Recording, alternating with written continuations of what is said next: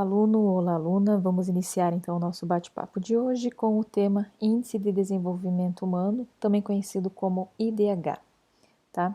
Então, a expectativa de vida associada à renda das pessoas e à educação são usados para definir o que nós chamamos de Índice de Desenvolvimento Humano, né, dessa população. Desta forma, então, o IDH considera que pessoas que possuem uma renda suficiente, uma boa educação e acesso à saúde tendem a viver melhor, ou seja, vão ter uma melhor qualidade de vida quando comparada com outras pessoas. Essa escala, o IDH, ele possui uma escala que vai ajudar a medir aí se existe uma boa qualidade de vida ou não. Essa escala, então, ela varia de 0 a 1, e quanto mais próximo de 1, considera-se que maior é o bem-estar dessa população, certo? O índice pode ser calculado, então, para a população de um país e ser usado como um indicador de desenvolvimento. Países que são desenvolvidos vão possuir, então, um IDH acima de 0,85. Tá? Para vocês terem uma ideia, em 2017 o IDH do Brasil era de 0,75. E aí isso fez com que ele ocupasse a 79ª posição, né, entre os 189 países, tá? Então, deixou o Brasil aí com abaixo do seu 0,10%, né, dos países desenvolvidos, deixou o Brasil praticamente aí um pouquinho menos da metade aí quando comparado com todos os países do mundo.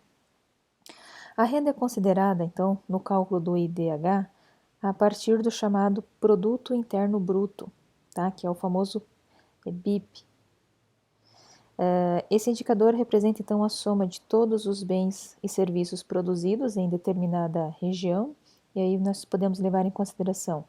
Essa região pode ser um país, pode ser um estado, pode ser uma cidade, durante um determinado período, que aí pode ser mês, pode ser trimestre, pode ser por um ano, né, e assim por diante.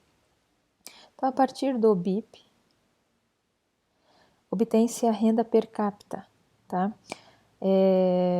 Ou o BIP per capita, né? Essa renda per capita representa a riqueza ou a renda produzida por um país ou por uma região, dividida pelo número dos seus habitantes.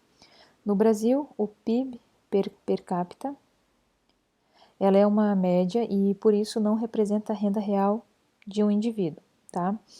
Isso acontece em muitos países, principalmente nos menos desenvolvidos, onde ainda há uma enorme desigualdade na distribuição dos rendimentos. O que significa isso? Aqui no Brasil nós temos poucas pessoas que ganham muito bem e muitas pessoas que ganham muito pouco. Então, se a gente for dividir, né, somar tudo e dividir pelo número de indivíduos, não vai ficar uma renda, um valor real, tá? Então, como é uma média, a gente não pode levar em consideração. Antes de fechar, vamos falar um pouquinho aí da desigualdade social. Então, com relação à desigualdade social, é importante mencionar que ela prejudica o desenvolvimento de um país, né? E pessoas mais pobres podem, por exemplo, deixar de realizar seu potencial porque precisam interromper o estudo para ajudar a família. Ou podem não ter acesso à nutrição ou às condições sanitárias adequadas, ficando doentes mais frequentemente, e por esses e outros motivos, muitos defendem políticas que garantam programas de suplementação de rendas, né, como bolsas, financiamentos de estudos para as camadas mais pobres. Para vocês terem uma ideia, no ano de 2014, o PIB do Brasil estava entre os 10 maiores do mundo. No entanto, a distribuição de renda era muito desigual. Então, a renda dos 10% mais ricos era 3,1 vezes o acumulado por 40% das pessoas com menores rendimentos. Então, essa desigualdade traz diversos problemas sociais e até prejuízos econômicos, né, para a região. No caso, aqui a gente está falando do Brasil.